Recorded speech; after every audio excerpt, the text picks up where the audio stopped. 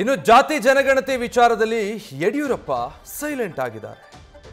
ಜಾತಿ ಗಣತಿ ವಿಚಾರದಲ್ಲಿ ಮಾಜಿ ಸಿಎಂ ಬಿಎಸ್ವೈ ಜಾಣ ನಡೆ ಅನುಸರಿಸ್ತಾ ಇದ್ದಾರೆ.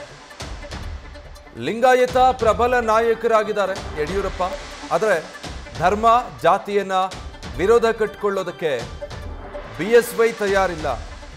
ಪುತ್ರನಿಗೂ ಕೂಡ ವಿರೋಧ ಕಟ್ಟಿಕೊಳ್ಳದ ಹಾಗೆ ಬಿಎಸ್ವೈ ಸಲಹೆ ಕೊಟ್ಟಿದ್ದಾರೆ. ಬಹಳ ಜಾಣ ನಡೆಯನ್ನ ಅನುಸರಿಸೋದಕ್ಕೆ ಮುಂದಾಗಿದ್ದಾರೆ. ಡೀಟೇಲ್ಸ್ ಕೊಡ್ತಾರೆ ಗಣಪತಿ, ಲೈವ್ ನಲ್ಲಿ ಜಾಯ್ನ್ ಆಗ್ತಾ ಇದ್ದಾರೆ.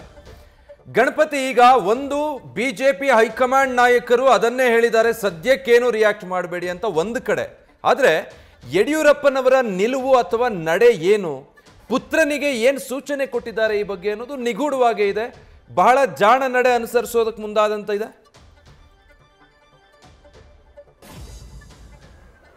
ವಿಜಯ್, ಖಂಡಿತ ಯಡಿಯೂರಪ್ಪನವರನ್ನ ವಿಚಾರಕ್ಕೆ ಈ ರಾಜಕೀಯವಾಗಿ ತೆಗೆದುಕೊಂಡು ಬಂದಾಗ ಬಹಳಷ್ಟು ಸೈಲೆಂಟ್ ಆಗಿ ಜೊತೆಗೆ ಎಚ್ಚರಿಕೆ ಹೆಜ್ಜೆಗಳನ್ನು ಕೂಡ ಇಡ್ತಾ ಇರುವಂತದ್ದು ನೋಡ್ಬೋದು.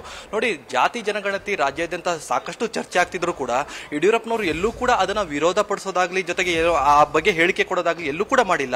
ಸರ್ಕಾರ ಅದರ ತೀರ್ಮಾನವನ್ನ ಕೈಗೊಳ್ಳುತ್ತೆ, ನೋಡೋಣ ಅನ್ನೋ ಲೆಕ್ಕಾಚಾರದಲ್ಲಿ ಅವರು ಕೂಡ ಒಂದಷ್ಟು ಹೇಳಿಕೆಯನ್ನ ಕೊಡ್ತಿರುವಂತದ್ದು. ಯಾಕೆ ಯಡಿಯೂರಪ್ಪನವರು ಈ ರೀತಿಯಾದಂತ ಒಂದು ಜಾಣ ನಡೆ ಇಡ್ತಾ ಇದ್ದಾರೆ ಅಂತಂದ್ರೆ, ನೋಡಿ, ಅವರು ರಾಜಕೀಯ ವಿಚಾರದಲ್ಲಿ ಅಥವಾ ಅವರ ರಾಜಕೀಯ ಜೀವನದಲ್ಲಿ ಎಲ್ಲೂ ಕೂಡ ಧರ್ಮಾಧಾರಿತ ಜೊತೆಗೆ ಜಾತಿ ಆಧಾರಿತ ಎಲ್ಲೂ ಕೂಡ ರಾಜಕೀಯ ಮಾಡಲ್ಲ.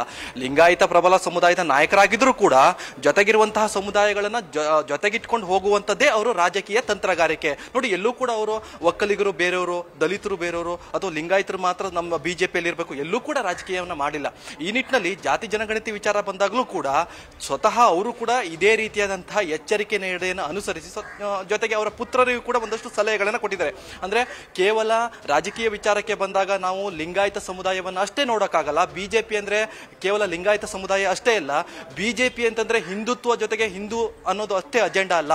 ಎಲ್ಲಾ ಧರ್ಮವನ್ನು ಕೂಡ ಗೌರವಿಸಬೇಕು, ಎಲ್ಲಾ ಧರ್ಮದವರನ್ನು ಜೊತೆಗಿಟ್ಕೊಂಡು ಹೋದ್ರೆ ಮಾತ್ರ ನಾವು ರಾಜಕೀಯವಾಗಿ ಬೆಳೆಯೋಕ್ ಸಾಧ್ಯ. ಈ ನಿಟ್ಟಿನಲ್ಲಿ ಒಂದಷ್ಟು ಪಾಠಗಳನ್ನ ಮಾಡಿರುವಂತದ್ದು. ಹೀಗಾಗಿ ಜಾತಿ ಜನಗಣತಿ ವಿಚಾರದಲ್ಲಿ ಈಗಾಗಲೇ ಯಡಿಯೂರಪ್ಪನವರು ಒಂದಷ್ಟು ಮೌನಕ್ಕೆ ಜಾರಿರುವಂತದ್ದು ಕೂಡ ಕಾಣುತ್ತೆ. ಜೊತೆಗೆ ಎಚ್ಚರಿಕೆ ಹೆಜ್ಜೆ ಕೂಡ, ಅಂದ್ರೆ ನಾವು ಕೂಡ ಎಲ್ಲಾ ಧರ್ಮವನ್ನ ಸಹಕರಿಸ್ತೀವಿ, ಜೊತೆಗೆ ಕರ್ಕೊಂಡು ಹೋಗ್ತೀವಿ. ಆ ನಿಟ್ಟಿನಲ್ಲಿ ದಲಿತರು ಬಿಜೆಪಿಯ ವಿರೋಧಿ ಅಲ್ಲ, ಜೊತೆಗೆ ಒಕ್ಕಲಿಗರು ಬಿಜೆಪಿಯ ವಿರೋಧಿ ಅಲ್ಲ. ಈ ಲೆಕ್ಕಾಚಾರದಲ್ಲಿ ಎಲ್ಲೂ ಕೂಡ ನಾವು ತಂತ್ರಗಾರಿಕೆ ಮಾಡೋದು ಬೇಡ. ರಾಜಕೀಯವಾಗಿ ಏನೆಲ್ಲ ಇವತ್ತು ಬೆಳವಣಿಗೆಗಳಾಗುತ್ತೆ ಕಾದು ನೋಡೋಣ. ಹೈಕಮಾಂಡ್ ನಾಯಕರು ಕೂಡ ಒಂದಷ್ಟು ಸಲಹೆ ಮತ್ತು ಸೂಚನೆಯನ್ನು ಕೊಟ್ಟಿದ್ದಾರೆ. ಕಾದು ನೋಡುವ ತಂತ್ರದಿಂದ ಮುಂದಿನ ದಿನಗಳಲ್ಲಿ ಎಲ್ಲಾ ಸಮುದಾಯಗಳು ಕೂಡ ಬಿಜೆಪಿ ಜೊತೆಗಿಟ್ಕೊಂಡು ಹೋಗುತ್ತೆ ಅನ್ನೋ ಒಂದು ಸಂದೇಶವನ್ನು ಕೊಡಬೇಕು. ಈ ನಿಟ್ಟಿನಲ್ಲೂ ಕೂಡ ತಮ್ಮ ಪುತ್ರನಿಗೆ ವಿಜೇಂದ್ರ ಅವರು ಕೂಡ ಇದೇ ರೀತಿಯಾದಂತಹ ಒಂದು ಸಲಹೆಗಳನ್ನು ಕೊಟ್ಟಿದ್ದಾರೆ. ಈ ನಿಟ್ಟಿನಲ್ಲಿ ವಿಜೇಂದ್ರ ಅವರು ಕೂಡ ಎಲ್ಲೂ ಕೂಡ ವಿರೋಧವಾಗಿ, ಒಂದು ಸಮುದಾಯದ ವಿರೋಧವಾಗಿ ಎಲ್ಲೂ ಕೂಡ ಚರ್ಚೆ ಕೂಡ ಮಾಡ್ತಿಲ್ಲ. ಹೀಗಾಗಿ ಯಡಿಯೂರಪ್ಪನವರ ಈ ರೀತಿಯಾದಂತಹ ಒಂದು ಜಾಣ ನಡೆ ಬಿಜೆಪಿ ವಲಯದಲ್ಲೂ ಕೂಡ ಸಾಕಷ್ಟು ಮೆಚ್ಚುಗೆ ಕೂಡ ವ್ಯಕ್ತಪಡಿಸ್ತಾ ಇರುವಂತದ್ದು. Vijay, thank you Ganapati. News First, ನಿರ್ಭೀತಿಯಿಂದ ನಿಮ್ಮ ಪರವಾಗಿ.